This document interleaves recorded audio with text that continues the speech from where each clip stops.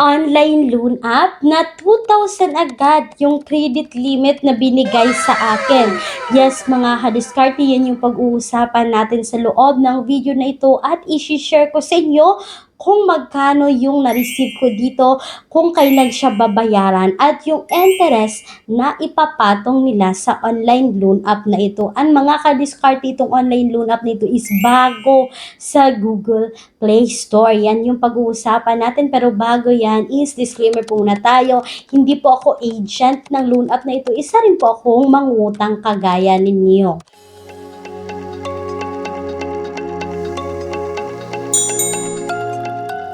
At yan na nga mga kadiskarte, no? So gusto ko lang din sabihin sa inyo bago tayo magsimula na kung kayo po ay employed or self-employed at gusto niyo mag-apply sa bangko is you can message me dito mga kadiskarte para sa karagdagang impormasyon ng offer na ito. Please take note mga kadiskarte that all applications submitted is subject for bank approval.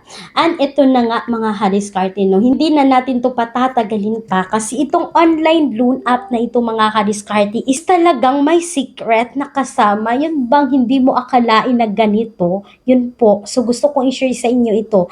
And then pag-uusapan na nga natin ngayon si Cash Bar Online Cash Loan. Mga kadiskarte, nung nag-install po ako dito ng Cash Bar Online Cash Loan is meron siyang 4.1 star and 71 reviews na makikita sa Google Play Store. Ang sabi dito sa kanilang platform is online personal loan platform about cash bars are small credit loans that are used for immediate short-term financial needs such as medical expense, emergency, car repairs, or other emergencies.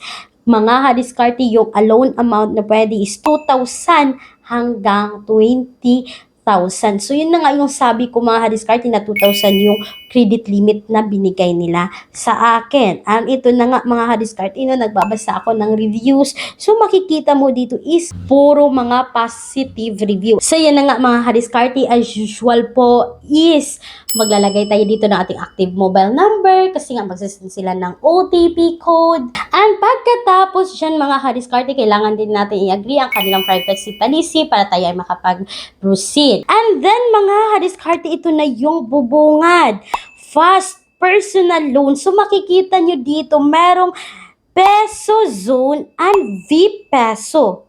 Mga kadiskarte, please take note na dalawang loan app agad yung makikita mo. Isang online loan app lang yung nag-install mo pero dalawa yung makikita mo.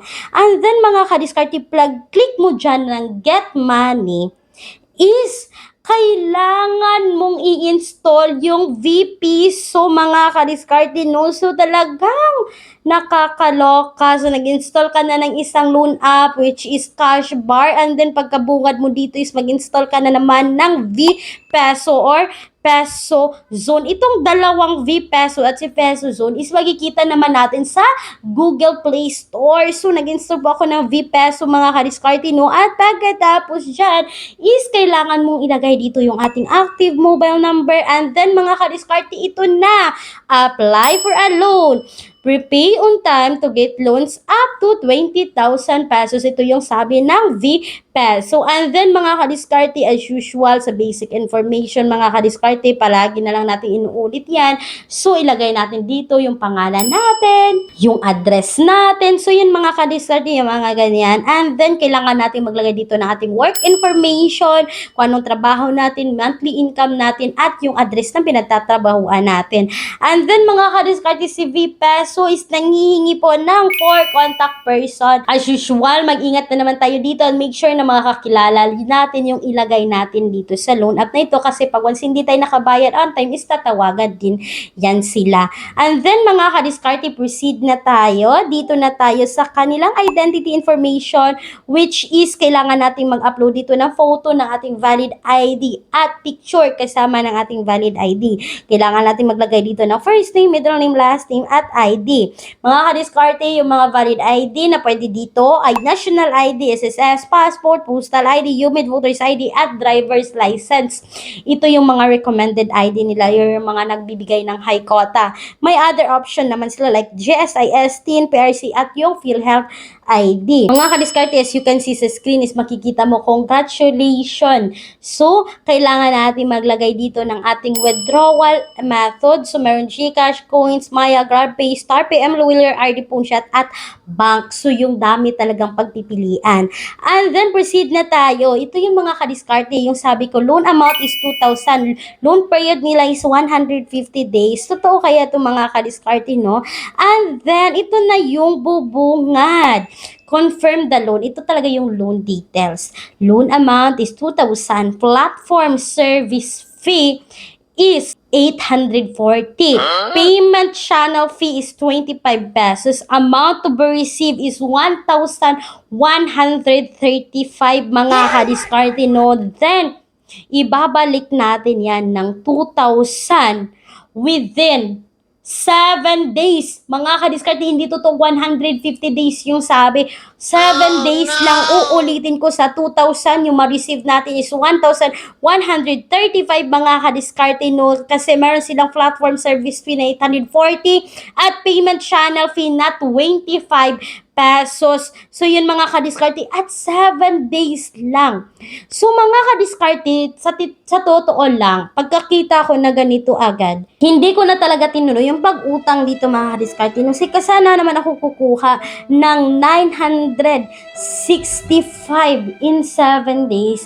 Napakalaking pera na ng 965 mga kadiskarte, no? Kapag talagang tayo is mangungutang, tapos na naman makaka-jackpot tayo ng ganitong utangan, ang laki na naman ng interest within 7 days, is wag na lang natin ituloy mga kadiskarte. Para sa akin is hindi recommended tong loan app na ito. And then mga kadiskarte, si Cashbar, take note, is nagbibigay siya ng mga iba't ibang loan app kasi talagang binalikan ko yung loan app nila.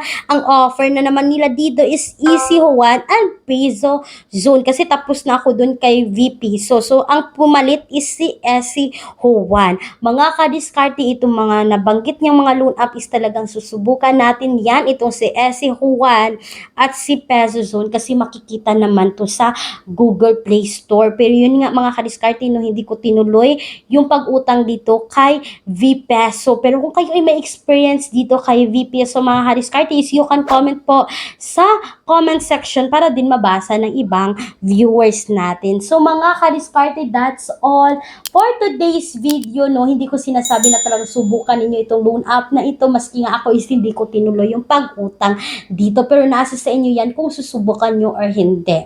Kulang ang budget, ang mahal ng mga bilihin. No problem, may solusyon tayo. Gamit ang isang valid ID, makakautang ka na sa loob ng 10 minutes o mas mabilis pa. Mag-apply ng loan kahit anong oras, kahit gabi o kahit weekends or holiday.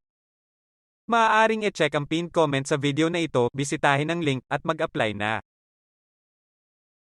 So mga kadiskarte, huwag niyong kalimutan po na maglalagay ako ng alternatives online loan app sa description box or sa pinned comment section ng video na ito. That's all for today's video. Once again, this is Clarice, ang inyong madaldal na kadiskarte. Laging tandaan na tayong mga Pinoy ay unli sa diskarte. Bye-bye! Thank you for watching!